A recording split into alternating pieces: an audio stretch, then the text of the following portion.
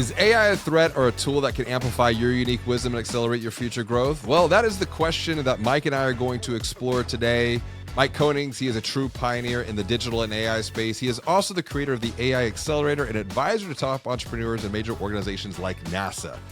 In this episode, Mike and I are going to dive into why 95% of AI projects are failing, which I was surprised to read about myself, how to collapse the speed of trust in an AI-first world, which trust is the currency that we trade on as entrepreneurs, and why the future belongs to generalists and storytellers, not specialists. Stick around because this is more than just a conversation about AI. It's about reclaiming your time. It's about elevating your value as an entrepreneur. And most importantly, it's about how you can build the future that only you can build as an entrepreneur. But before we jump in, I have a question for you. Are you a visionary entrepreneur who wants to stand out? You want to be seen, you want to be heard, you want to be known by your ideal clients so that you can take your business to the next level? If this is you, text me 832-240-1922. That's because I want to teach you how you can unlock your wisdom, amplify your voice, and publish your book with the Level Up Business OS. The Level Up Business OS is the publishing system that coaches you to elevate your brand, expand your influence, and increase your impact as a visionary entrepreneur. Now, let's get ready to learn. Let's get ready to grow. Let's get ready to level up with Mike Koenigs. Mike, you are the man when it comes to AI. You've got a great book. I have it right here in my hands. AI Accelerator. There you go. I mean, it's a wonderful read. You've got an event coming up. It's in October. October 28th, 29th, man. It is for people, if you saw the MIT report that came out last week, 95% of generative AI projects are failing in corporations, and yes. I know why. So let's start there because, I was actually going to come in with a rebuttal leading with that perspective. Yeah. And I've got an idea why too, but what's your take? Why is AI failing? All right. So I'm going to pre-frame this. Well, I'll give you the answer, and then I'm going to pre-frame it so I can tell you why I know this to be true. It's because businesses that dictate you must use AI or else are failing because the employees are pushing back and they are purposely going to say, screw you, I'm not going to do something that's going to take away my job. And that's a legitimate concern. However, companies whose founders understand, first of all, what AI can do and are using it themselves and can lead by example and show their teams what is possible and say, and here is a way for you to create more value. In other words, more top line revenue, and you will be rewarded for that. So if you can come in, and this is totally reasonable that you can be anywhere from 10 to 300% more productive, okay, with AI. You can do tasks that you can't do right now by yourself a lot faster, so we don't have to outsource or hire more people.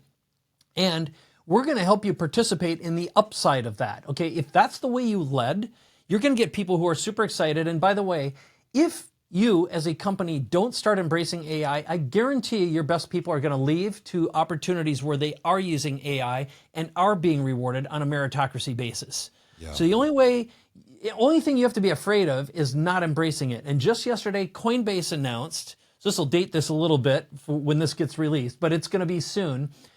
Any programmer who's not using AI gets fired unless you've got a damn good reason for not using it, okay? Now that I think is a reasonable mandate because they were given plenty of time to comply. Right. Well, I want to pause there because you and I, similar backgrounds, similar parallels. You've been in this space.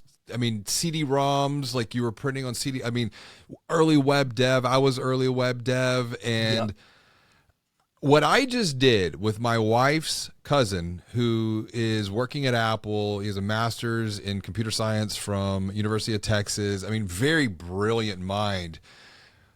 And I was showing him how, for example, things like you and I would probably take for granted, like actually talking to ChatGPT on the phone, having a conversation just like you and I are having right here, dialogue, discourse, ideation. And then I said, watch this. So I said, what problem do you want to solve? And he was like, well, it's note taking. And he's using something that's for him. And I was like, well, who else has a problem at school? He's like, well, all my friends. I was like, watch this. So let's do some prompt engineering. Let's take that into base 44. went to base 44, built his mind was just completely blown with what we were able to do with like a half an hour. Dude, I can show you an example of what we just did. And I use a strategy, I call it it's the genius circle. And with 1, 2, 3, 4, 5, 6, 7, 8, 9 AIs that I built a complete toolkit for NASA. Okay, so I'm speaking at NASA in a week as of right now. And that's why I invited you to join me. I have some passes available and I can show you what we designed. It was basically something for detecting respiratory illness and problems with astronauts who are off-world. It is super important for the government to get there.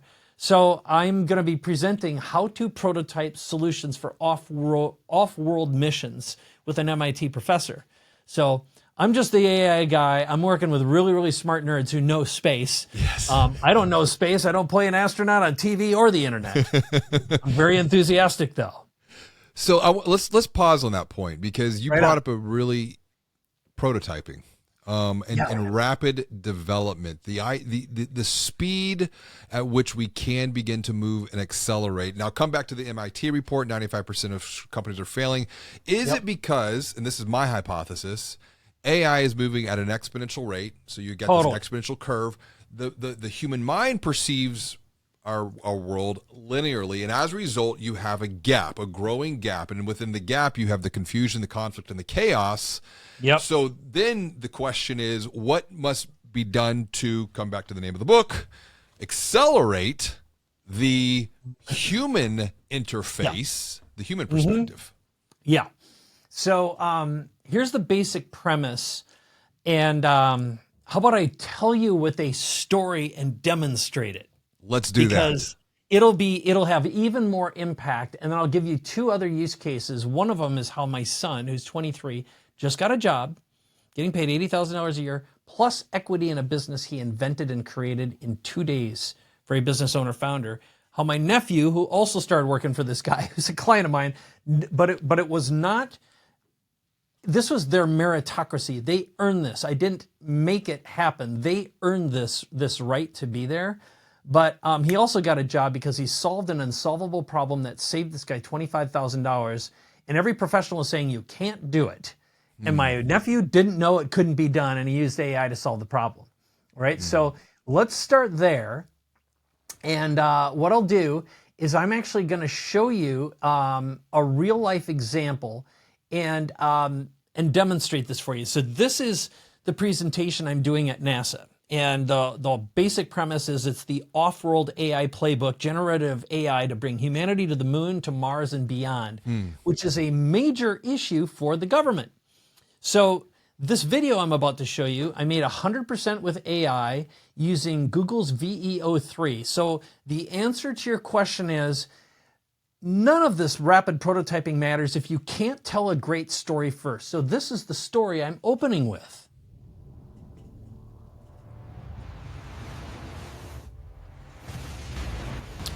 All right, that's not the story, but NASA has some big off-world challenges, and we made it entertaining and engaging. So it's living on Mars, mental health, water and sanitation, growing food, power. That's really the biggie. Exploration and mining, mental health, education and training, and having a Martian digital twin. So this is both for lunar as well as Martian. Now, here's where things got interesting. So again, what I'm about to show you started out with nothing more than that list of problems. We talked to AI and said, hey, help us solve NASA's biggest problems and give us some use cases of some apps that could be used to solve these challenges. And I'm about to show you that. But before that, I said, first of all, I got to be able to get the attention and trust and engagement of investors, of academia, of engineers, of scientists, of NASA professionals, of all the sponsors who are involved. So this is a little story made 100% synthetically with Google VEO3. And I made this start to finish in less than 2 hours. And that included figuring out how to string all these things together. So this is the story we're going to open up with. On the moon or Mars, every breath matters. Dust, radiation, and confined habitats silently stress the lungs. Astronauts often don't realize their respiratory health is changing until it's too late. Cough Sense is a simple, non-invasive way to track breathing health over time. By analyzing coughs and voice patterns, it spots early warning signs, shifts in frequency, tone, and recovery that astronauts may not feel themselves. With Cough Sense, crews gain autonomy in monitoring their own wellness without waiting on Earth for analysis. It's a safety net that helps protect missions, performance, and lives. Okay, that would normally take how much time, how many team members to pull that off? It's a pretty nice professional commercial, don't you agree? Yes, but I think that the big thing that I'm seeing here, and I've been thinking about myself, all of these capabilities are amazing, but if you can't communicate with clarity, exactly, and tell that story to connect to the human on the other side, then we get to the MIT report. No story, no money, right? Yeah. So that's where basically what we did then is we took the premise behind this, and you'll see across the top of the screen, I basically used ChatGPT and said, make a prompt, and then I fed that prompt into Replit, Claude, Lovable, a tool called Rourke, Google's Gemini code generator, Base 44, another tool called Abacus, and then GenSpark. Same prompt, solve the problem, okay? And this thing, each one of them starts spinning up and building prototype apps, all right? Mm-hmm. So that in itself is pretty cool. And the whole idea of having the circle of geniuses is why just ask one thing how to solve a problem? These things are on $20 a month to start. They can cost up to $200 a month. But if you get an opportunity to ask or consult with 8 programmers to solve the same problem, and you get to look at each one and their progression. And now, full disclosure, I had a functional prototype in about 20 minutes from a couple of these tools. And then over the past couple of days, I periodically check in, and I'm basically arguing with these models to finish it up. But I'll show you what ended up happening, which is ChatGPT, one of the biggest stinkers of all. It basically, I argued with it over and over, and it did not produce good code. This is GenSpark, which actually made a app that I can cough into. It analyzes with the Spectrum Analyzer and gives me results, okay? I mean, holy crap, right? The next one is Claude, which I argued with nonstop, and that also ended up generating mostly crap. I finally got it to work, and there you can see the Spectrum Analyzer, but what I did is I took code from one app and fed it into another to help it do its thing, but it still didn't generate great reports. Then after Claude is a tool called Lovable, which actually, for the most part, worked, although I told it, hey, make me a nice visual audio monitor, show me a spectrum analyzer. I even fed it code from other generators. It failed at that, but it generated really good looking reports with historical data. All right. So that was pretty cool. And then we go on to another tool that's called Base 44, which ended up generating, this is actually Replit. I'm sorry. This is Replit. And it's okay, but buggy, didn't really behave the way I wanted it to.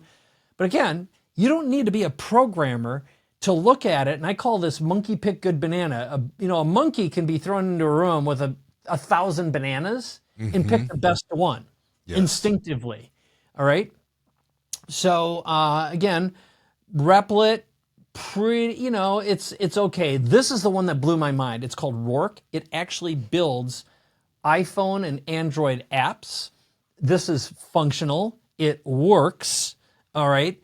And you can actually deploy it. So this thing can write honest to goodness apps that run on phones. And again, it thought ahead. It figured out a good user interface, completely acceptable and usable. And again, what I'm doing now, this is another one, Base 44, pretty good. It does record. It did do all the visual sexy stuff, but still pretty good. Yeah. Pretty good. It analyzes, built a nice user interface. And, the stinker out of this, which is coming up next, was Google, which claims to have such good code generation. I fought and fought and fought. And at first it wanted to write Python code, which was crap. And again, you don't need to know anything about Python, but it was an absolute giant pain in the butt. Oh, this, by the way, Base 44 built amazing, beautiful reports. Yes. So anyway, the next one I show is Google AI Studio. I just hate Google. They have no excuse. A multi-trillion-dollar company, and their stuff, although it made the spectrum analyzer that's what coughs look like, but it didn't generate reports. And I argued with it. I fought with it. I told it over and over again, this is crap. What's wrong with you, you stupid thing? And then Abacus Deep Agent, which normally writes pretty good code, this one couldn't talk to my microphone. But, it built a prototype. So what I love about this, the net out of all of them is I've done this type of problem multiple times now. And I do employ professional programmers, and I use this as a way to communicate a big idea, tell a story, and say, now take the ideas from this and this and this, glue them together, and I'm actually sending them code that these code generators create, and it's so good they can build on top of it. 2 months ago, that wasn't the case. A year ago, this was impossible. I mean, it's like when people bitch about flying in a jet, they're like, my flight's a little late. C.K. Lewis said something super funny. You're in a chair in the sky. Yes, I've seen that with internet. Like, what? Yeah. So don't be a little crybaby. This is freaking amazing. All right, that's my big story. But holy crap, I'm so excited to do this presentation. And a week from now, I guarantee you there's going to be like a triple breakthrough, and some of what I'm showing is totally obsolete. Yes. Here's an interesting point. Like in Baking on Change, I wrote that we're held back by our own perspectives. And I have this hypothesis, like how old you were in 1994 is influencing how you perceive the world today. So I go out and I do these keynote presentations, and I get let's just survey the room. How old you are now, but how old you were in 1994. If you were 30, 40 in 1994 or plus, raise your hand. And then 20 to 30, 10 to 20, 0 to 10, or not born. And it's interesting because you can begin to see the perspectives and start watching responses as you share some of this. You're different. I'm different. We're always, and I think it was Alfred Topher who wrote back in the 70s, the illiterate of the 21st century will be not those who cannot read and write, but those who cannot learn, unlearn, and relearn. Yes. So let's come back to the human experience here. Because I mean, like, I'm looking at this is great. I get it. But then I'm also in the minds of other entrepreneurs who are watching and listening, and they're like, yeah. How do I keep up with this? Yeah. So there's a few things. So this is the pre-frame I was going to do before we started that last demo. I've now presented live in person to over 30,000 people at last count, right? I know my stuff in some way, shape, or form has reached hundreds of thousands, probably approaching a million viewers at this point through all the platforms. Right. And I've hardcore surveyed over 5,000 business owners, okay, asking them, what are the biggest challenges that you have? What do you want to solve with AI? What are you afraid of? And the bottom line is this: the world now belongs to generalists, not specialists. Okay, having a specialist mindset. And for example, I was with a bunch of tax preparers doing a presentation in studio a couple weeks ago, and I basically just said a lot of what you know and what you've been doing is going to be replaced by AI. Pause on that point real fast. Yep. What you know, because I've been thinking about this too. I was on a podcast interview and something just popped out of me, and I was like, yeah, the knowledge economy is dead. We're moving into the wisdom economy. Yeah. So what you know is no longer good enough. Yeah. And Elon, not too long, it was about a year ago, said all of human knowledge has been put into all these AIs. Okay, so and at this point they're creating synthetic data, which means it's a time machine. It's figuring out what's next in terms of medicine and energy and some of the world's and humanity's biggest challenges. All right. So what matters most now is collapsing the speed of trust, and who he or she who innovates first and iterates the fastest and brings something to market will be the winner. In the days of, and look, it is super important, more than ever before, to copyright, trademark, and patent. The but, however, is give me a patent, I can come up with a workaround in 20 minutes. Okay? So, all right, so yeah, you got a patent, great. Now you got to defend it. Are you prepared and can you afford to defend something? However, if you already own the trust of a buyer and a customer and you solve their problems, you're going to retain that trust. You're going to be known as an innovation leader. But getting back to being a generalist versus a specialist, specialist knowledge isn't focused on the most important thing of all. And here's how I'm leading all of our events. When we do our AI Accelerator event, I say, come here, I'm going to show you how to increase your top line revenue. And that means creating more value.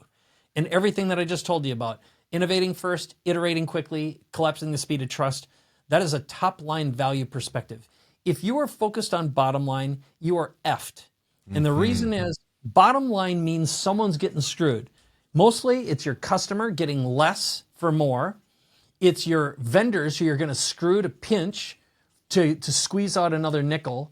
It's fewer, and less. It's never more.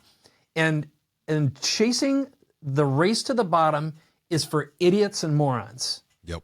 All right? And if you want to be an idiot and a moron and you want to ignore AI and be 1/3 and then 1/10 and 1/100th as productive as those who embrace nothing more than a new tool, you've been warned here. And I'm not, I didn't do it to you, but look, if you ignored fire and you ignored a spear when everyone else was throwing rocks back in the caveman days, and you ignored a bow, you got your stuff taken from you, right? And that doesn't make it right. It doesn't make it good. It's just like those who ignore technology always lose. There are no exceptions to that. There's something I want to loop back on, and I agree with you 100%, because you go back to the inflection point of time, fire, the Bronze Age, the printing press, the dissemination of knowledge back then, the Industrial Revolution. We can go back and you have these, but the speed you talked about, though, on the inverse, collapsing the speed of trust. Yeah, man. I think that right there, like, what do you mean by collapsing the speed of trust? And perhaps we look at it at two different angles. One, what is trust today in a world full of monkey shines, shenanigans? Yeah, confusion. A bunch of they call it the enshittification of the internet. So AI is generating more garbage than ever before, just like all the morons who were making garbage on their phones. All right, back in I think the day of the Kardashian was the end of value creation, okay? Because when we started worshiping butts and lips and fake, all right, that was the downfall of civilization as far as I'm concerned. When we worshiped those disgusting creatures, I said it, all right? And I think this is why I'm enjoying this conversation. People you're saying bad. what a lot of people are thinking, a lot of people are feeling. I should have probably just brought my wife in on this, because she would have just dogpiled on this right here. Right. So you're right. So that was the downfall. And yeah. Giving your children phones is like handing out heroin. Okay, the anxious generation, and all the data shows that. Phones made stupid people 100 times stupider. AI will make stupid people 1,000 times stupider. Okay, so let's look at that. How did you navigate that? Because I've got 4 kids, 15, 13, 11, and 9, and Ludwig, my oldest, he got his first phone at the age of 13 because he was going to DC on a school trip, but it was a dumb phone. Like, I got a crappy iPhone off of Amazon, stripped it down. You could call, you could text, you could take pictures, and you could Venmo. That was it. Yeah, we gave our son was the last in his class to get a phone. He had an iPod, like a smart iPod, so you could get on Wi-Fi, because you couldn't do class without a phone. That's how ingrained it was. And look, I get it on some levels, but here's the best we could do. And I'll just say, my wife has a podcast. It's called the Bad Mom Podcast, because we're all bad parents. Okay, no matter which direction, if you don't let them have it, you're bad. If you do let them have it, it's bad. Okay, so which addiction are you going to fuel? And here's what we attempted, which is our philosophy in our home is we're creators, not consumers. So what I tried my best to do is say, here, son, let's make a movie together. Let's create something of value. Now, the good news was, like, I started taking him to see real movies in real theaters back when he could barely walk. And we'd sit down and then we'd talk about the story. Come back to the point of story and narrative. Right. And here's what's great. For him, I'll actually show you a couple things that he made. And I'll show you the business that he just built, and also show you a video he created for another business that he's making cinematic films, because he ended up going to college as a film student and as a philosophy major. So two majors. Now, he learned storytelling at an early age, which, bringing this all full circle, though, how do you win trust? By being a great storyteller. Steve Jobs died a long time ago, and I think Apple has gone downhill over the past few years because their storyteller is gone, their innovator's gone, and their rapid iterator's gone. Okay, they've been bottom line focused, screwing everyone for a long time. Go back to his keynote when he came out with the iPhone. He omni-triumph Greatest perfectum, story the ever rule of told. three. Yes, exactly. Yep. And I reference that all the time in my keynotes. Like, if you want to learn how to tell a better story, here's a great example. Yeah. Yep, totally. Hey, it's JR, and I just wanted to take a minute to thank you for tuning in to listen, to learn, to grow, to level up together with Mike Koenigs. Question for you, though. Are you a visionary entrepreneur who wants to stand apart? You want to be seen, heard, and known by your ideal clients so that you can take your business to the next level? If this is you, I invite you to text me right now, 832-240-1922.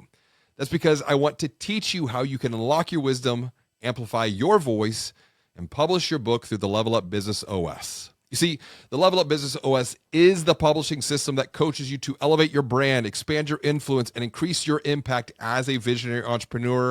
And I want to teach you how to do just that. Now, in the meantime, let's get back to leveling up together with Mike. And these days, some of my AIs are, I want you to Steve Jobsify this story. So I'll give you an example. So here's basically what ended up happening, pulling this back around to collapsing the speed of trust. The fastest way to collapse the speed of trust is to tell an amazing story in 1 minute that opens up the hearts and the emotions, because when the hearts open, the wallets will follow. And you've got to answer the what the hell's in it for me as quickly as possible. So in the case of what my son Zach did, he met this client who wanted to create a new app that would be focused on mentorship and also apprenticeship. So, which I believe is the replacement for traditional rote linear education, which is dead. Okay. So are the stinking diplomas. And we've all gone through the whole DEI, woke is dead. Watch South Park if you don't, you want to grab the vibe of what's been going on. But, the last election was a revolt from better storytelling about stuff that drives people who are sane nuts, okay? And I'm not saying one political party is more sane than the other. They're both crazy as far as I'm concerned. If I were a voting individual, I'd vote libertarian. However, they've turned into crazy people too. Yeah. But on a principles and value perspective. So anyway, what he did do that was brilliant is he told a great story. And he turned that into a little commercial that got him this job and his whole business plan. Now, he used AI to do it, but it doesn't read like an AI. So if you'd like, I can show that off too. I think the more that it is all show, don't tell is part of story. It's part of narrative. Because you can tell, we can talk about this all day long, or we just show. Yep. All right. So I've got two little stories. This is, again, a couple things that my son has built. So this is the story about this new app.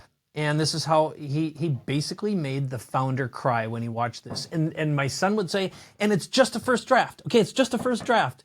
There's a few things I'd change, but check it out. Meet Sarah. Her startup needs marketing help, but she can't afford a $75,000 salary. Meet Miguel. He's brilliant at social media, but graduates with $40,000 in debt and zero real experience. What if there was a better way? Sarah posts her project on Prospect Forge. Miguel discovers it through our smart matching system. But this isn't just another gig platform. Sarah doesn't just assign work, she mentors. Miguel doesn't just complete tasks, he learns business strategy. They're building something bigger than a project. They're building a relationship. 6 months later, Miguel lands his dream job at a top agency. Sarah found her future marketing director. One platform, real mentorship, lasting relationships. Pretty wild, right? So I hear problem. 50 seconds. Yeah, problem, agitate, solution. And then there's a hope for an even bigger future for the both of them because there's the collaboration that comes together here. Yes. Yep. So that's one. And then this is a little mini commercial he made for Ming Tong, who runs a Qigong facility. And so this is a little more dreamy, a little more heart-centered, but again, nice little story. Here goes.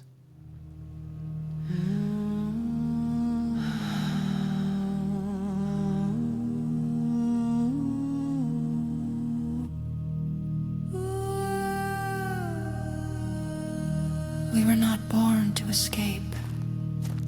We are born for presence.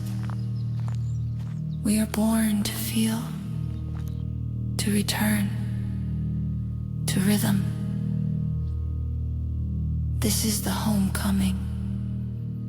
It is the return. Can you feel the silence stirring?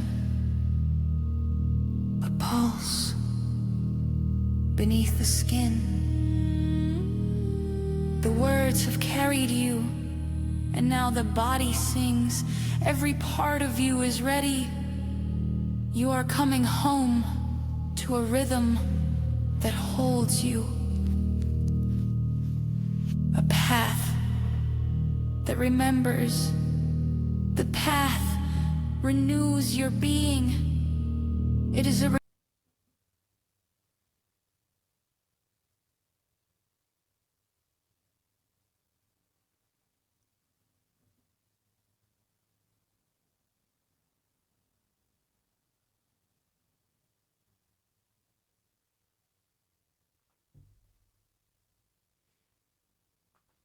I just dropped your audio on that. shines. All right. Did it? Oh, I'm sorry. I think you muted yourself. I did. Sorry about that. It's all good. Yeah. Well, here's the bottom line. Everything you see there except one tiny clip of the founder, 100% synthetic. And the guy was ecstatic, and now he asked him to do even more and doubled what he's paying him. Because, again, what this is back to like the wisdom, you don't just become a great storyteller because you've got AI, but someone who's a great storyteller can become an amazing filmmaker because of AI. All that music, 100% synthetic. All the narration, 100% synthetic. The script, which normally would take weeks of back and forth and back and forth. So the opportunity to rapidly prototype and show someone an idea and make it real. So then you pass it on to someone who's a wise interpreter. And, common sense. I think the opportunity to return to wooden instruments is going to come back with huge force. My son's generation, your kid's generation are going to demand focused human attention and intimacy because none of this stuff does that. So what you're talking about, wooden instruments, it's funny you say that because all four of my kids are in the orchestra. I have two cellists, I have a violinist, and I have a bass player. And you're talking to a former violist right here. And because there's the tangible, but you mentioned the idea of the prototyping. You have the idea, and I think about Dan Sullivan over at Strategic Coach. I think about make it up, make it real, make it repeat. But now the idea of making it up and making it real, there's a whole different way of thinking about the idea and then the make it real. But let's go back to wisdom, because wisdom, the way that I've been thinking about this, unique wisdom is two parts. You have a unique perspective, which comes from lived, learned, shared experiences, which is then multiplied by unique methods, the models, the systems, the frameworks to visually communicate what that is in as that 1 minute that you were talking about. Now, when you think about unique wisdom and then the human connection, how do we balance all this? Because I see three parts at play. I see there's the exponential AI, I see the human experience, and then I see the idea of connection, community, collaboration. But the people, the human, is in the middle. Yeah. How do we So balance? here's the way I see this laying out on a couple levels. So one of them is the apprentice mentor model, which is what I'm most excited about. So one of the things that AI can do really, really well, and I do this all the time, I use GenSpark, GenSpark, to do a lot of my hard, dirty work. So for example, as of right now, Alex Hormozy did a $100 million book launch and broke the world record for the most books sold ever in a week. All right. And look, he did that through clever marketing and, selling hundreds or thousands of books to buyers. So they weren't individual buyers necessarily, but he broke all the records. And I'm not taking anything away from him. That guy is smart. So he also did 7-minute webinars, which are impossible to follow unless you've got a lot of time on your hands. I didn't take the time to watch them. However, what I did is I trained an AI called GenSpark to go grab those videos and summarize them. And basically my prompt was, I want you to take all of this content from this webinar, and both of them, I sent both of them to it. And I want you to teach me step by step exactly what the psychology and the systems were that were responsible for selling all these books. And then I want you to adapt this and write it in my voice and make it applicable to my use case at my website, aiaccelerator.com, and tell me how I can use these strategies for my own webinars and my own book promotion. All right.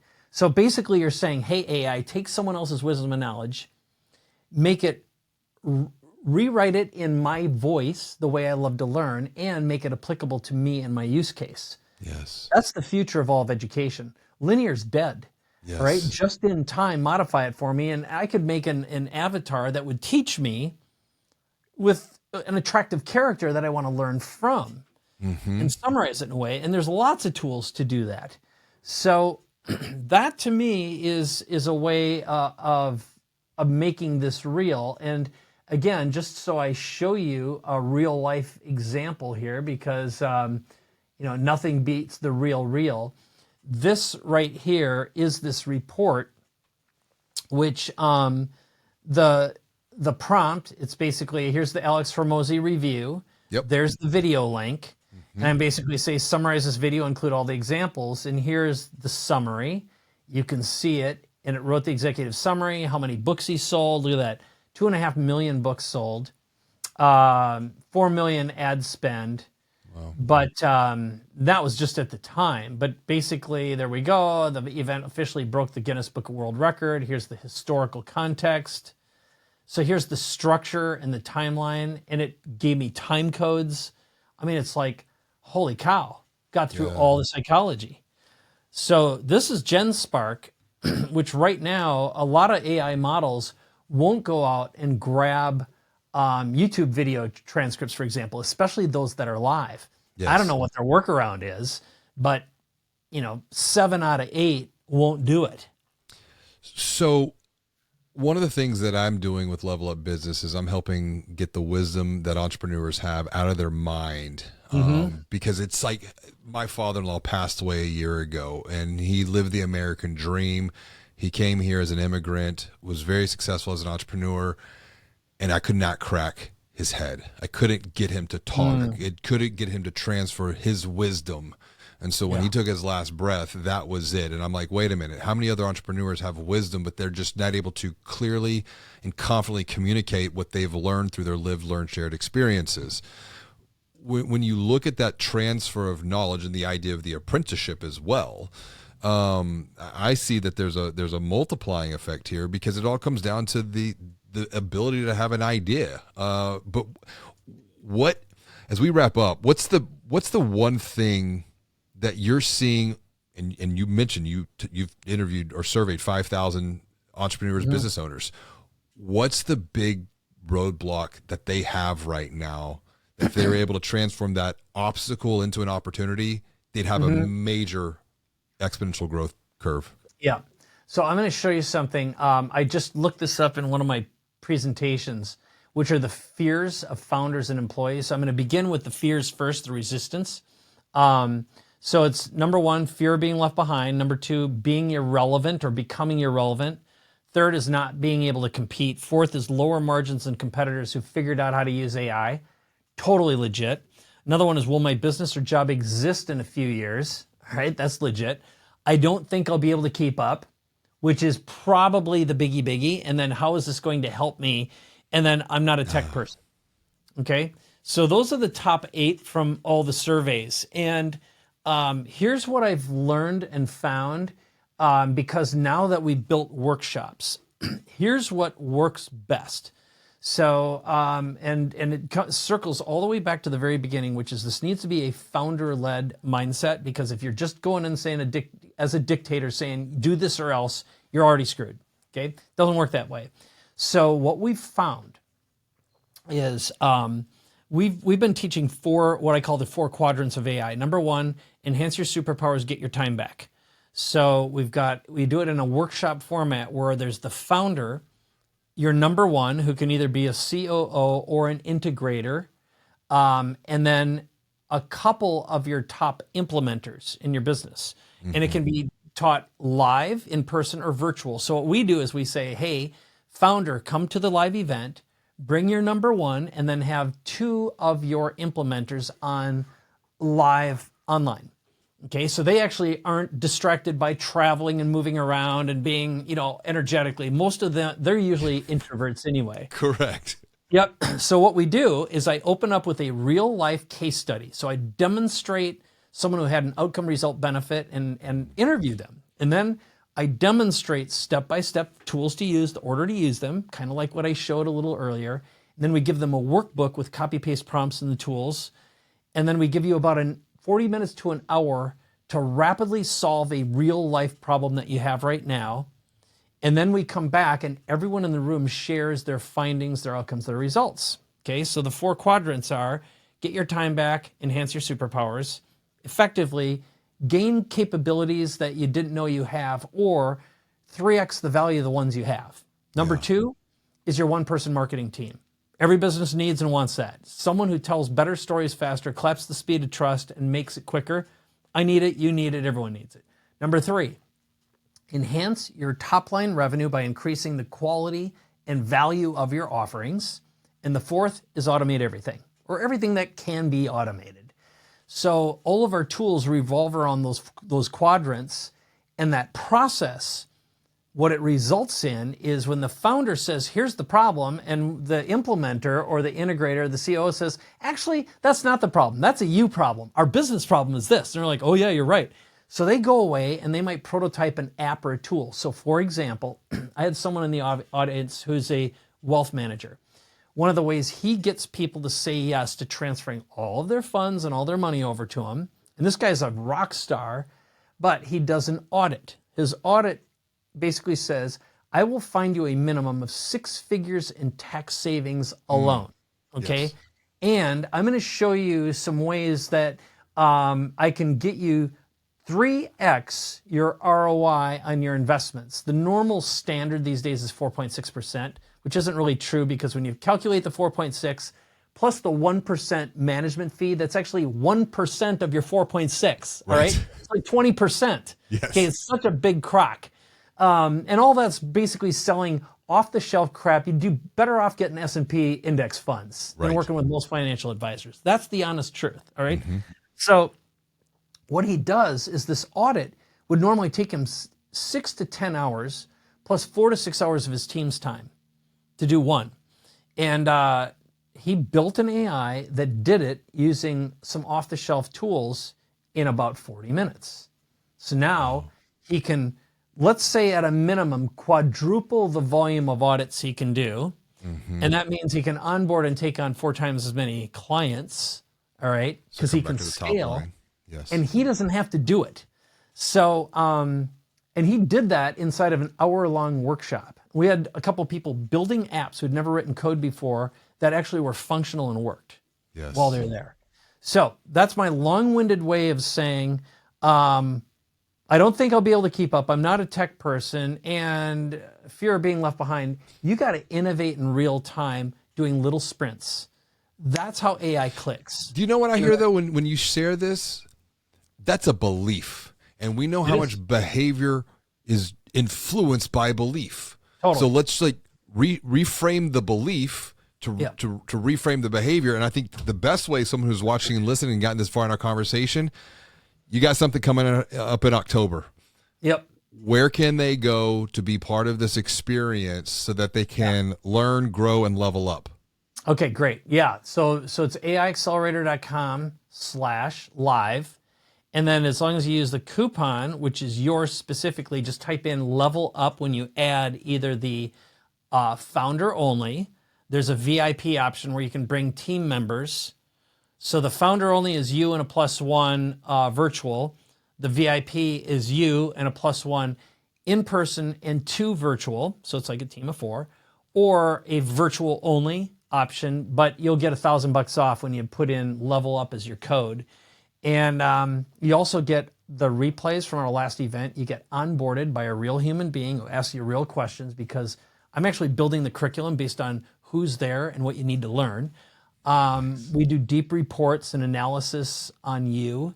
And we actually give a rat's ass. We care about the people who are in the room. And it's freaking awesome networking. We had people doing deals and starting businesses while they're in the room last time. So that's awesome. It's not just what you learn, it's who you're there with that makes all the difference, and what you learn when you see other people go through their transformations and have their ahas. When you brought up the point, you care, it reminded me of something that I wrote about in Banking on Change. Care is you commit to a cause, bigger than the present moment. You adapt yourself, you adapt your beliefs, you adapt your behavior, you're resilient, and then you're focused on your energy continuing to expand and elevate others. So damn, listen to you. That's just you live in the world of acronyms and alliteration here. In my little mind, because it's the only way the ADD thing can actually remember something. But Mike, dude, I really appreciate the wisdom, and it is wisdom that you have shared today to help others to level up their business, level up their life. I know that this is going to continue to amplify out into the world, whether they're at the event, they listen to this, they get a copy of the book on Amazon. Yeah. Correct? Yeah, actually, you know what you can do?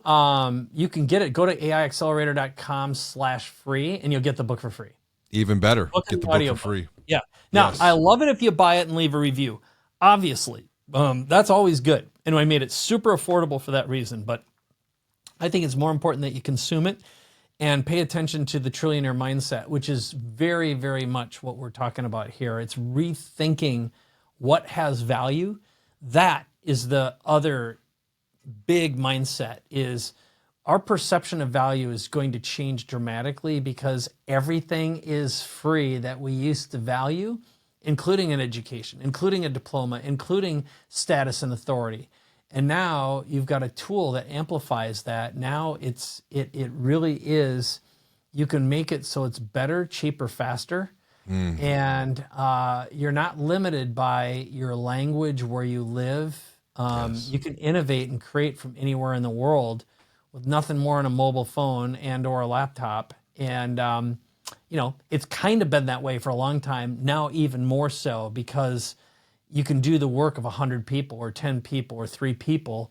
And the collaboration capabilities, that was the one thing that we didn't really talk about. It's like, I can prototype and innovate something and tell the story, so you go, oh my God, that's freaking awesome. I know exactly what you mean. I can help with that. Correct. And I think we'll wrap up on that thought. Collaboration in this age of AI is where I look at 1 + 1 does not equal 2. 1 + 1 = 11. I mean, the math is it's a very different way, but it comes back to reframing. Well, what is value to begin with in the first place? Because when access to knowledge, education, experiences, it's a whole new world. It's a whole new way of thinking. I'm excited. I know you're excited. You've got the event coming up. Get a copy of the book, attend the event, and let's keep leveling up together, man. Thank you so much, Mike. Right on. Always a pleasure. This is great. You're a great interviewer. I appreciate the time and the platform, man. Appreciate you, bud. Thank you again for tuning in to learn, to grow, to level up together with Mike Koenings. And before you go, I have a question for you. Are you a visionary entrepreneur who wants to stand apart? You want to be seen, heard, and known by your ideal clients so that you can take your business to the next level? If this is you, if you are that visionary entrepreneur, I invite you to text me, 832-240-1922. That's because I want to teach you how you can unlock your wisdom, amplify your voice, and most importantly, publish your book through the Level Up Business OS. You see, the Level Up Business OS, it is the publishing system that coaches you to elevate your brand, expand your influence, and increase your impact as a visionary entrepreneur. So text me right now, 832-240-1922, and I will teach you the Level Up Business OS.